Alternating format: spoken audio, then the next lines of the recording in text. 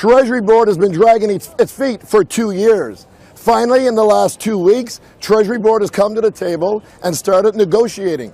They could have done that a year and a half ago. They could have done that 6 months ago. Why did they wait until our deadline for a strike was fast approaching? That was absolutely not necessary. Government is just stretching out this strike. We could have resolved things faster if they sat down with us and actually be serious. We will overcome! Our lives have been disrupted by the federal government, and it's time for them to feel some disruptions themselves. Our cameras captured a clash between striking workers and a driver leaving the service center this morning. I said it last week in a video, but I could probably say it every day of my life for the rest of my life, and it would remain evergreen. If the left didn't have double standards, they would have no standards at all. Case in point, the ongoing PSAC strike. Now, PSAC, that's the Public Service Alliance of Canada. It's the main federal workers union.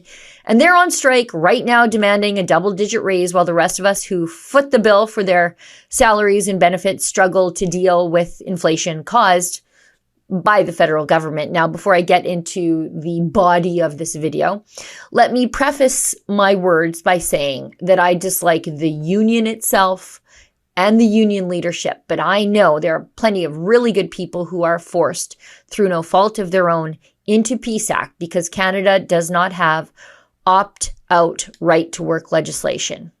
You're there, grinding away in the crushing gears of the federal government, and I feel for you. I'm very sad that you are forced to be a part of such a vulgar, entitled, and out-of-control organization. Anyway, let's roll back the hands of time, shall we? Back to the Freedom Convoy of last year. Truckers and their allies and supporters rolled into Ottawa for approximately 3 weeks, maybe a little longer, to protest COVID restrictions until such time as the Liberal government used a never-before-used counterterrorism law called the Emergencies Act to give police extraordinary powers of search, seizure, and arrest, all to euthanize the single largest human rights demonstration of our time.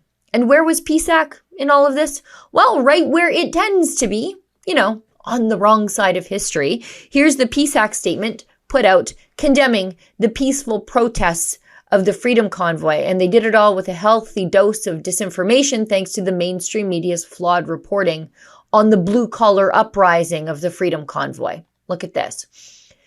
As one of Canada's largest unions, PSAC respects everyone's right to peacefully protest. Still, which is just another word for but, so disregard everything that came before this statement here.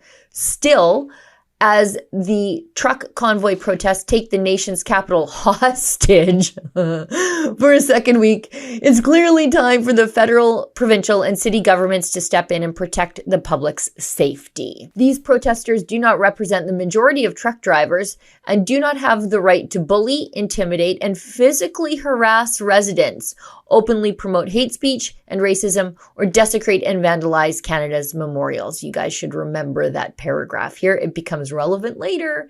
In the past, when protesters from racialized and other marginalized groups have engaged in legitimate and peaceful protests, they have been greeted with pepper spray and arrests. Again, this becomes relevant later, doesn't it? Yet, when a group openly fosters hate, disrupts our communities, and no longer engages in legitimate protest, Ottawa police refuse to act to protect residents and enforce city bylaws.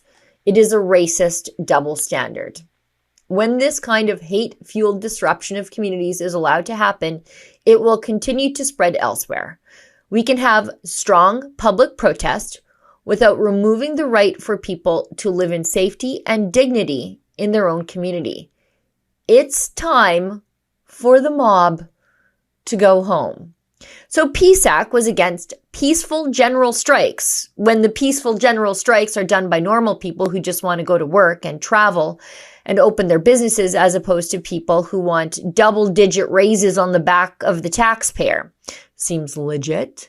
PSAC tells us they care about the rights of people to live in their community without being inconvenienced, the right to protest without getting pepper sprayed. Okay.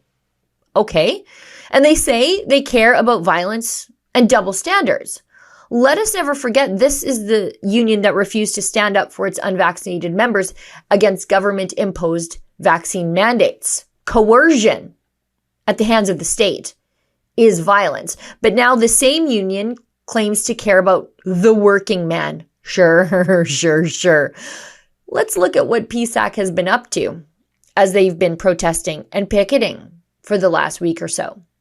For example, here's some mostly peaceful car kicking. Our cameras captured a clash between striking workers and a driver leaving the service center this morning. That might be more violence right there than any trucker ever committed in Ottawa in 3 weeks. Now, PSAC has been blocking critical infrastructure like the Montreal airport. The truckers, they didn't block the Ottawa airport at all. We're not shutting down airports or borders yet.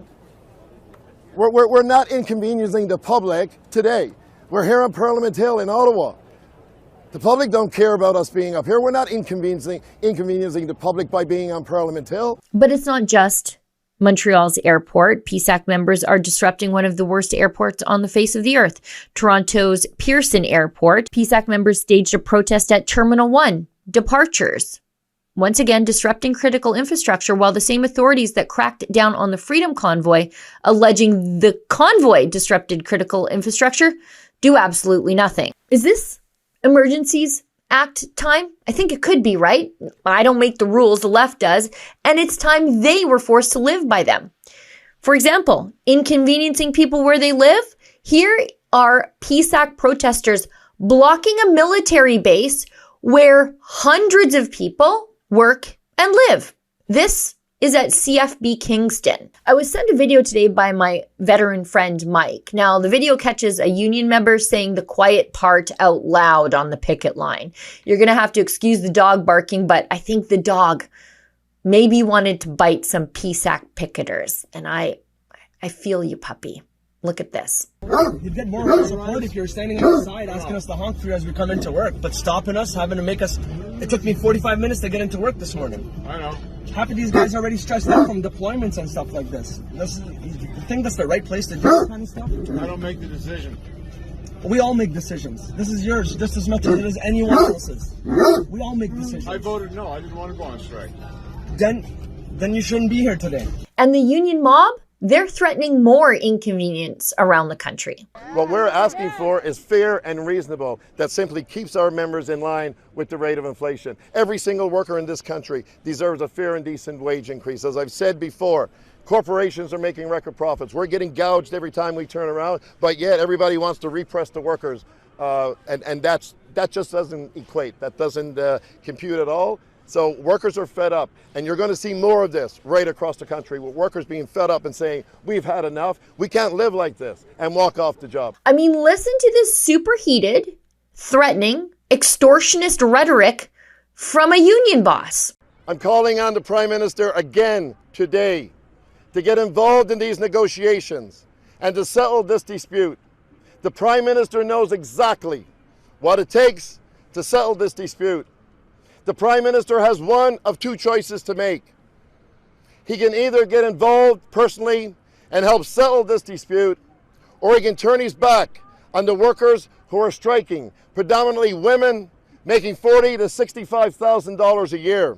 If the Prime Minister can turn his back on these striking members, he will turn his back on every single worker in this country. And where are the feds with the Emergencies Act? Where are all the bank account seizures? Where are the arrests and detainment without bail?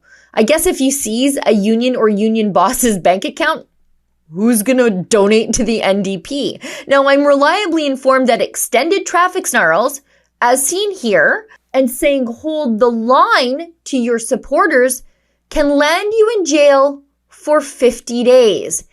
As is the case with convoy organizer and now best-selling author, my friend Tamara Leach. Now, I'm going to be honest with you here because I know you expect that from me and I feel as though I owe it to you.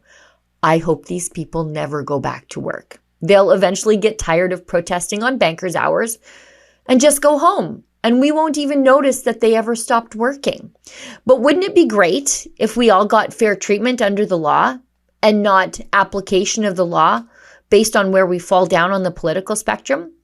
Shouldn't this actually provably violent mob at least be treated as harshly as the peaceful one?